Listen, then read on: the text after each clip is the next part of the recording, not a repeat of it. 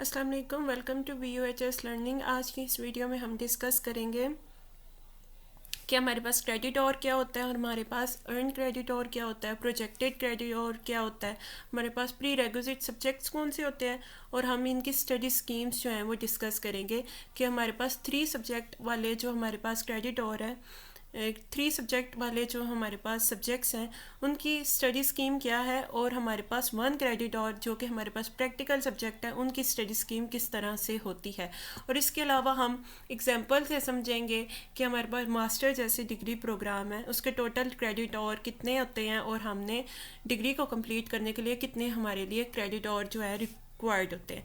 ठीक है, इसके अलावा अगर आप हमारे चैनल पर न्यू हैं तो आपसे रिक्वेस्ट है हमारे चैनल को सब्सक्राइब करें। अब हम इस वीडियो को स्टार्ट करते हैं। अब हमारे पास फर्स्ट टॉपिक आता है कि हमारे पास क्रेडिट और क्या होते हैं। मीन्स कि जब आप किसी भी स्टडी प्रोग्राम में, वर्चुअल यूनिवर्सिटी के स्टडी प्रोग्राम में किसी भी इनरोल होते हैं तो आपके पास गिवन होते हैं कुछ क्रेडिट और मीन्स के डिग्री को कंप्लीट करने के लिए आपको कुछ क्रेडिट और रिक्वायर्ड होते हैं।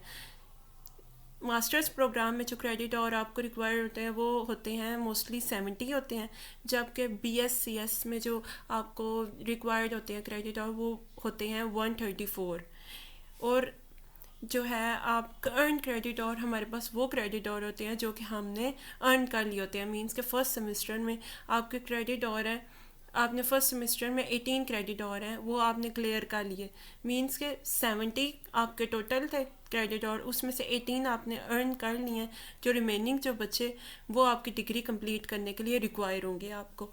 और हमारे पास होता है प्रोजेक्टेड क्रेडिट और। प्रोजेक्टेड क्रेडिट और हमारे पास बेसिकली वो होते हैं मीन के एग्जाम्प्टेड आपके जो कोर्सेज होते हैं उनकी जो हमारे पास होती है ना प्रिडिक्शन होती है। मीन के यूनिवर्सिटीज़ में ना प्रिडिक्शन हो जाती है कि इतने जो है आप मार्क्स जो है वो गेन करेंगे तो आपके जो है आपकी डिग्री जो है मतलब आपको इतने मार्क्स जो हैं इसमें रिक्वायर्ड है।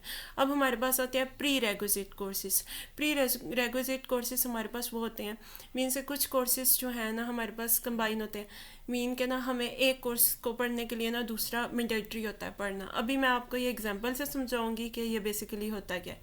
तो जैसे आप हमारे पास CS 301 है, 301 जो है डेटा स्ट्रक्चर जो है हमारे पास, जब तक हमने CS 201 इंट्रोडक्शन टू प्रोग्रामिंग हमने नहीं पढ़ा होगा तो हम CS 301 को पिक नहीं कर सकते नेक्स्ट सेमेस्टर में।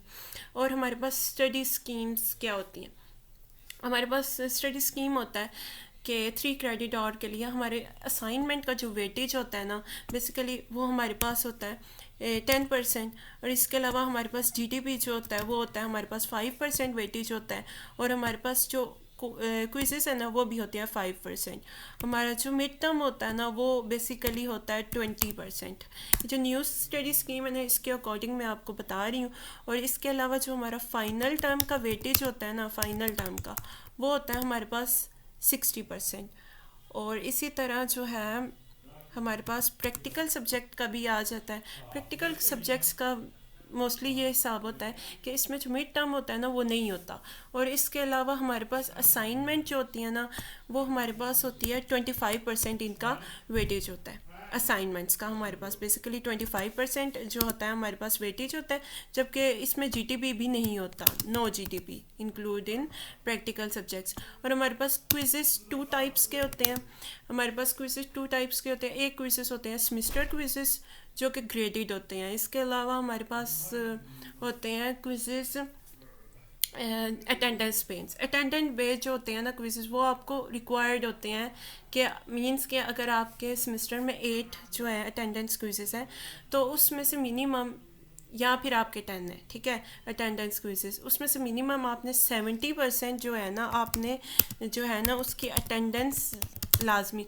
और इसमें ये नहीं होता कि आपके मार्क्स जो हैं आपके अच्छे आने चाहिए 70%, आपको मार्क्स आपको 70% रिक्वायर नहीं है, इसकी अटेंडेंस आपके ना 70% जो है रिक्वायर है। जैसे 10 में से आपने जस्ट 7 जो है वो क्विजेस आपने अटैम्प्ट करने हैं तो आप एलिजिबल होंगे फाइनल टर्म एग्ज़ाम के लिए। अगर आपने 70% जो है अपने अटेंडेंस बेस नहीं गई तो आप एलिजिबल नहीं होंगे, नेक्स्ट जो है आप पेपर नहीं दे पाएंगे, आप नेक्स्ट सेमेस्टर में वो अगेन सब्जेक्ट रखेंगे। और इसके अलावा जो इसका मिड टर्म होता है ना एग्ज़ाम, वो भी नहीं होता। और असाइनमेंट का जो इसमें वेटेज होता है ना, वो हमारे पास बेसिकली होता है 15% हमारे पास असाइनमेंट का वेटेज होता है। और फाइनल टर्म का जो होता है ना हमारे पास वेटेज, वो होता है बेसिकली हमारे पास 60%। मीन के इसमें जो है हमारे पास मिड टर्म और जीडीपी इंक्लूड नहीं होते प्रैक्टिकल सब्जेक्ट में। अब मैं आपको एग्जांपल से समझाती हूँ कि ये बेसिकली होता क्या है। हमारे पास क्रेडिट, और अब हमारे पास ये स्टडी स्कीम है जिसमें हमारे पास कोर्सेज गिवन है CS 201 302। और अब ईच जो हमारे पास कोर्सेज है ना वो 3 क्रेडिट और के हैं, ठीक है। अब इसमें ना हमारे पास 3 क्रेडिट और का ये भी मतलब होता है कि वीक में हमारे पास इसके 3 लेक्चर जो हैं LMS पे अपलोड होते हैं। और इसके अलावा हमारे पास ये सब्जेक्ट्स होते हैं इनके। और 1 क्रेडिट और के जो सब्जेक्ट है, बेसिकली आपको मैं यही कहूँगी कि अगर आपने CS 201 का कोर्स अगर आपने पिक किया है तो इसके साथ आप CS 201 प्रैक्टिकल कोर्स जो है ना वो इसके साथ सेलेक्ट करें, क्योंकि इनका जो होता है सिलेबस वो सेम ही होता है। बट जो CS 201 होता है वो थ्योरी बेस होता है, जबकि CS 201 में प्रैक्टिकल के कोडिंग वगैरह जो होते हैं वो इन्वॉल्व हो जाते हैं। इस वजह से मैं आपको रिकमेंड करूँगी CS 201 के साथ ही अगर आप CS 201 प्रैक्टिकल का कोर्स रखें, इसी तरह CS 302 जो कि हमारे पास डिजिटल लॉजिक डिज़ाइन है, इसके साथ ही आप CS 302 जो है प्रैक्टिकल का कोर्स रखें। और अगर आप चाहते हैं कि VU001 जो कि आपका इंट्रोडक्शन टू ई लर्निंग है, इसमें काफ़ी ज़्यादा स्टूडेंट का जो है F ग्रेड आ जाता है, क्योंकि स्टूडेंट्स को समझ नहीं आती कि ये हमने किस तरह से ये सब्जेक्ट को पास करना है। अगर आप चाहते हैं कि हम इस रिलेटेड भी वीडियो बनाएं तो आप कमेंट में मुझे बता सकते हैं। अब इसके अलावा इसी तरह अब प्री रेगुलेट सब्जेक्ट जो होते हैं हमारे पास, जैसे कि मैंने आपको पहले भी बताया था CS 301 जो कि हमारे पास डेटा स्ट्रक्चर है। बेसिकली ना इसके ये प्री रेगुलेट इसलिए होते हैं क्योंकि CS 301 को पढ़ने के लिए CS 201 के जो होते हैं मेन टॉपिक वो आपने पहले से पढ़े होने चाहिए, जिसकी वजह से आप CS 301 को पढ़ सकते हो। मींस के अगर आपके फर्स्ट सेमेस्टर में CS 201 में सप्ली आ जाती है तो आप CS 301 को भी नहीं रख पाएंगे। इसके अलावा इस सेमेस्टर में जो है CS 201 एक आपका इम्पॉर्टेंट सब्जेक्ट है। इस अगर आपका ये क्लियर होगा तो ही आप CS 301 जो है वो आप नेक्स्ट सेमेस्टर में पिक कर सकते हैं। इसी तरह इसमें बस CS 201 आपने फर्स्ट सेमेस्टर में बहुत अच्छे से इसको स्टडी करना है। इसके अलावा अब सेमेस्टर 3 में आपका आ जाता है प्रोजेक्ट आपका होता है बेसिकली 6 क्रेडिट और का 1 ईयर का ये प्रोग्राम होता है, जिसमें आपके SRS इन्वॉल्व होती है, डिज़ाइन डॉक्यूमेंट, प्रोटोटाइप और फाइनल। इसके 4 जो होते हैं ना फेजेस होते हैं। इसके अलावा CS 401 के लिए प्री रेगुलेट है, आपने CS 201 क्लियर किया हो। इसके अलावा CS 502 को पढ़ने के लिए आपको CS 301 आना चाहिए। मींस कि अगर आप ये कोर्सेज जो हैं आपके नहीं होते, आप किसी भी तरीके से आप इस कोर्सेज में जो है वो आपकी सप्ली आ जाती है, तो देन आप CS 401 502 और CS 610 भी आप जो है वो नहीं रख पाएंगे अपने नेक्स्ट सेमेस्टर में। और इसके अलावा जो है सेमेस्टर 4 इसी तरह प्रोजेक्ट जो है आपका 6 क्रेडिट और का था, 3 जो है थर्ड सेमेस्टर में होगा, जो 4th सेमेस्टर में आपका रिमेनिंग 3 क्रेडिट और जो है इन्वॉल्व होंगे। और फिर CS 501 के लिए CS 401 जो है आपका क्लियर होना बहुत ज़्यादा ज़रूरी है। इसी तरह CS 604 के लिए CS 301 आपका क्लियर करना बहुत ज़रूरी है।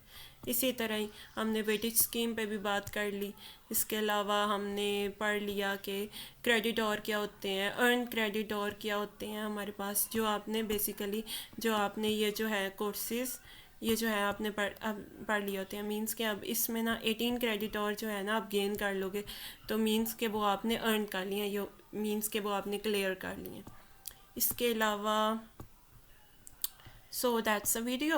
If you like this video, then share it among your friends. Kindly subscribe to my channel. Thanks for watching.